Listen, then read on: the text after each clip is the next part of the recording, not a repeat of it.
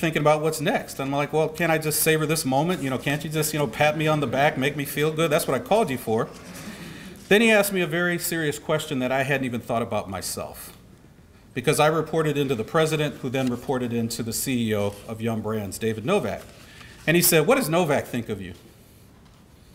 I said, I don't know. He said, what do you mean you don't know? Now I'm really getting angry, because I'm like, look, I called up to celebrate, and this guy is just like hammering me. He's just relentless. And I said, well, Barry, honestly, I don't know what David Novak thinks of me. And he said, brother, you need to know, because he will determine whether or not you get promoted. And that's true. Your boss's boss will always have an influence over your career trajectory. So I had the courage to pick up the phone and ask David Novak to be my mentor. Now remember, this is the CEO of a Fortune 200 company. And you know what he said to me? He said, yes. He stunned me. And he said, well, how do you want to work this relationship? And I said, well, what do you think is best? He says, okay, I want you to call me once a quarter. So I did. And in 2002, David called me to become the president of Long John Silver's and A&W. So I'm thankful to Barry for challenging me to not let me rest on my laurels, get happy with where I am, and to really just be that person that maybe I didn't want to hear about. But guess what? So even though I was president at age 44, I realized that I had not reached high enough. Remember when I wrote my application, all I saw at the time were presidents. There were no African-American CEOs when I was coming out of business school. So I didn't even think about, is it possible? I'm like, oh boy, if I could get to the president level, boy, wouldn't that be special? So then I thought, is this it? So then I set forth a plan to become the CEO and serve on the board of a Fortune 500 company. And all along the way, I was building relationships with colleagues in my business and outside. And I was always keeping relationships with my group of mentors for encouragement, inspiration, and that gut check that you need when you're not sure. And I try to pass that on today. I received the gift of mentorship from Will Reimer. Now I strive to give back that gift of mentoring. So as you progress through your career journey, make sure you follow the 3-mentor rule. And here it is. You should have at least one mentor that's inside of your organization. Someone who can always tell you what's going on, because while you're so busy working, sometimes you don't see what's going on around you. You need somebody inside of your industry, because there may come a point in time where you have to make a career transition. And knowing other people in the industry will be helpful as you pursue your career dreams. And then third, have somebody outside of your industry or professions. One of the mentors I didn't tell you about was a priest back at Mesmer High School. And at the time, he wasn't priest, he was Brother Andy. He was a Capuchin. So you go brother, deacon, and then priest. He was a mentor in my life. Unfortunately, he passed away at age 44 of a massive heart attack. But just to show you where these things go, not only did he baptize my daughter, he baptized my wife at the same time. So you never know where these relationships will take you. Why do you need 3 mentors? It's like having your own personal board of directors. Also, if you're going to pick mentors, pick people who are going to tell it like it is. My best experiences were when I talked with my mentors and they told me what I didn't want to hear, but I needed to hear. Because you alone will never have all of the answers. So make sure you leverage the gift of mentoring. And remember, I mentioned the importance of role models. Be sure to study the playbooks of the people who have achieved what you are looking to accomplish and then emulate it. Tony Robbins, you all have heard of Tony Robbins, the motivational speaker? He often talks about modeling yourself after someone successful. I don't know if you know his story, but he was broke. He said he was overweight and depressed. And then he woke up one day and said, I'm going to be a millionaire. So what did he do? He studied millionaires and how they became wealthy. And he said, I want to become a motivational speaker. And he's one of the top motivational speakers in the world. He says that you should find somebody who excels at something that you would like to achieve and model yourself after that person. You'll find a story of learning and experiences to help you to get to where you want to go, and you may find a mentor or other inspiration to guide you on your path. Now, there's a little something I'd like to leave with you.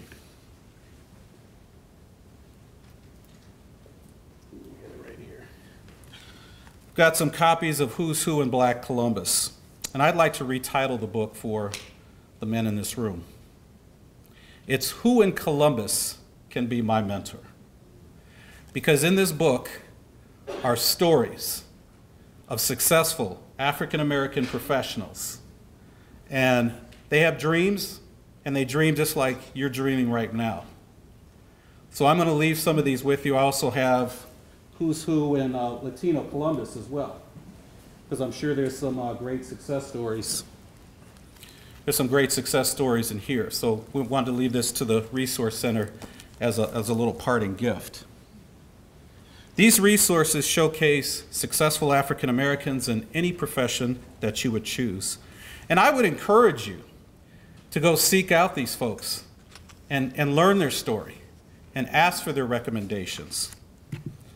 Now, none of this matters, of course, if you don't nurture the most important relationships in your life, and that's your family. I am truly blessed to have had visionary parents like yourselves, but in my parents' case, they didn't complete college.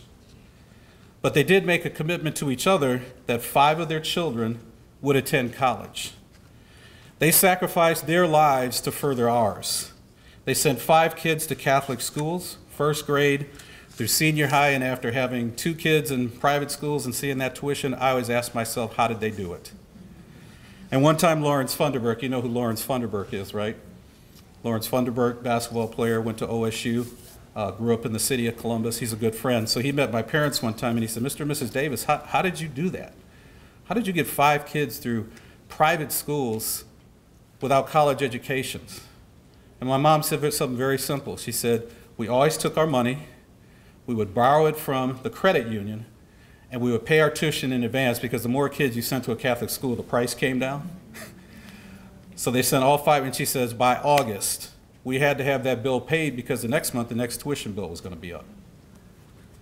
So that's the kind of sacrifice that I know that people in this room have made for the young men in this room. I'm seeing a lot of, can I get an amen? Amen. Okay, there you go, young men. Not only did we find a way to pay our degrees, 3 of us have masters. So never underestimate, this is to the young men in the room, never underestimate the power of sacrifice. And the next time you see your parents, do me a favor, tell them how much you appreciate them and how much you love them for the commitment and the sacrifice they made to you. So as you progress through your career journey, don't forget to bring your family along, because they say it's lonely at the top, and I'm here to tell you it's not. And anywhere else in your career path, if you've taken the time to nurture the relationships in your life, this will bring you joy outside of your chosen profession. The importance of family and your loved ones cannot be underestimated.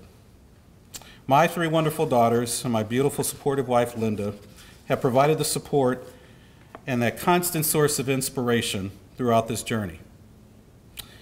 It should be noted that one other benefit of my internship at Northwestern Mutual Life Insurance Company is that's where I met my wife. By the way, we're going on 31 years of marriage.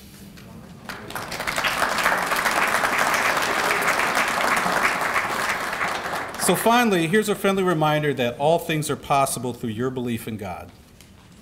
2 of my favorite books, Jesus Christ CEO and The Purpose-Driven Life.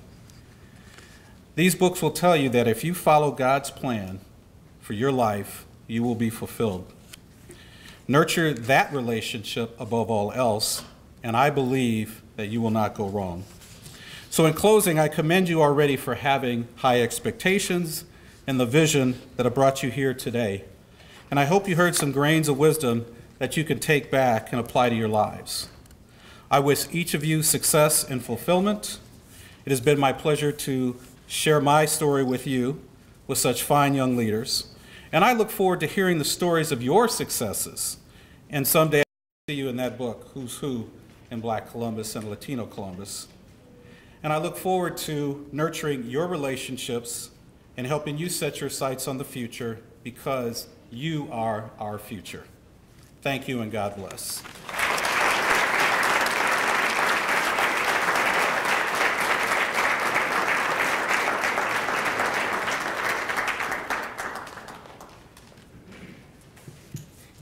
Please, we could do better than that. Give another round of applause to Mr. Davis.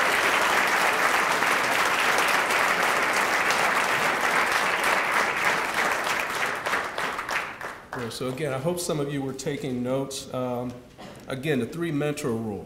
Having someone inside your organization, having someone inside your industry, and having someone outside of your industry. I think that's exceptional advice to have, as some of you are who will be graduating this year, and then for others of you who still have a couple of years left before you graduate. Please adhere to these rules. I wanted to give Dr. Davis just a little token of our appreciation for the Bell Resource Center. This is a goodie bag full of stuff from the center, so a couple of t-shirts, our portfolio, our own personalized portfolio, and some other items. So again, thank you, Mr. Davis. Thank you very much.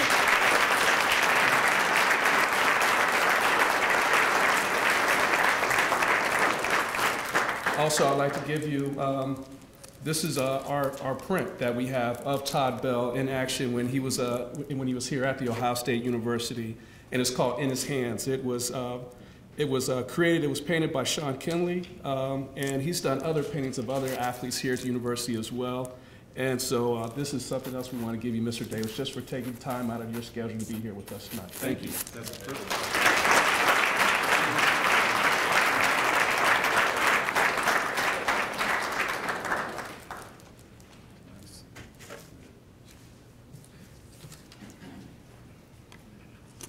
And with the raffle tickets you have, we will be raffling off a couple of prints tonight. So you might have the lucky raffle ticket and take home one of these prints. I just ask that you remember the person who picked your raffle ticket if you ever want to treat me to lunch or dinner or something like that. What we're going to do now is we're going to go into our individual awards. And so when we first started the recognition ceremony, we recognized solely students based on academic achievement, which is great. But at the same time, we also want to make sure that we recognize students. We also want to recognize faculty, staff, graduate students, and community professionals for the work that they do with African American males. And so we have nominations for those different levels, for undergraduate students, for graduate students, for faculty and staff, and community professionals. And so for our undergraduate student Outstanding Service Award, this year that goes to Mr. Christian J. Bonner, and also I would like to ask Mr. Joseph Amos, who nominated Mr. Bonner, if they could both join me at the podium.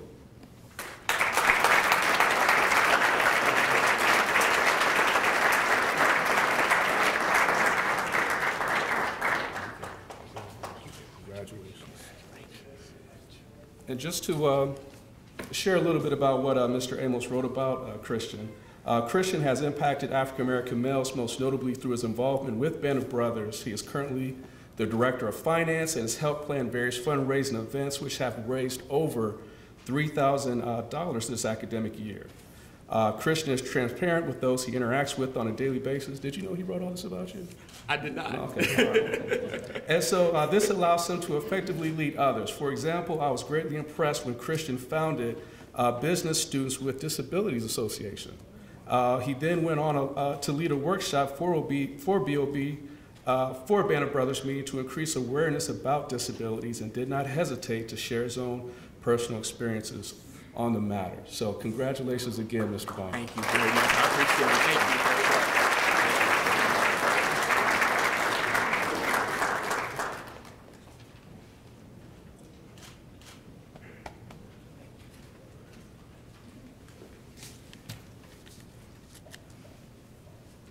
For our graduate award, this year it goes to Miss Courtney Davenport, and she was nominated by Dr. Nancy Hill McClare. I'd like to ask if they could both join us at the podium.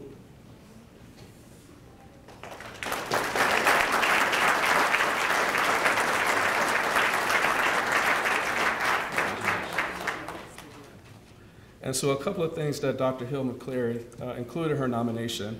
I observed Courtney in high school classrooms on high school campuses, high school campus visit tour panels, and summer high school writing workshops as she competently works with students in carrying out our learning objectives. Her students work diligently to complete their interactive project activities. Courtney is committed to keeping students with diverse learning abilities motivated and engaged, two very important components to classroom management and student learning outcomes. She also has shown professionalism and good communication while on site. Please give Ms. Courtney Davenport another round of applause.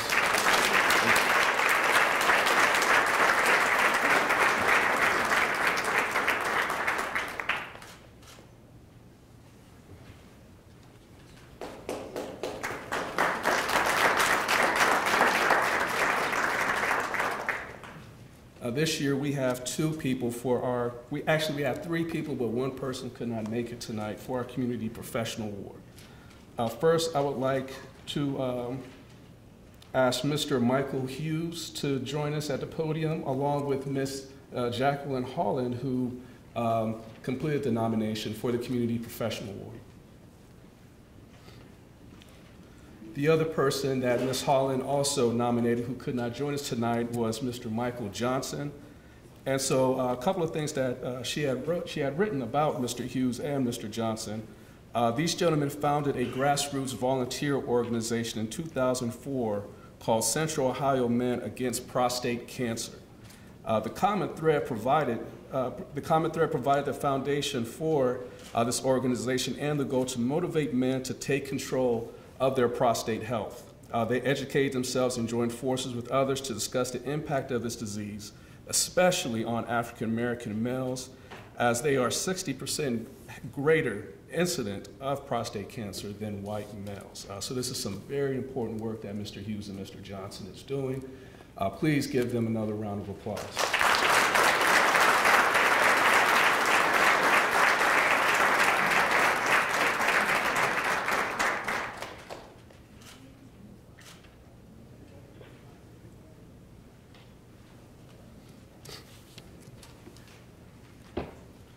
Next, I would like to ask Pastor Frederick V. Lamar to join us at the podium. And Dr. Deanna Wilkinson had nominated him tonight, but unfortunately she had an emergency and could not join us tonight. A couple of things that Dr. Wilkinson had included in her nomination. Pastor Frederick V. Lamar has been a pastor at Family Missionary Baptist Church since 1997. He is an outstanding leader and advocate for young men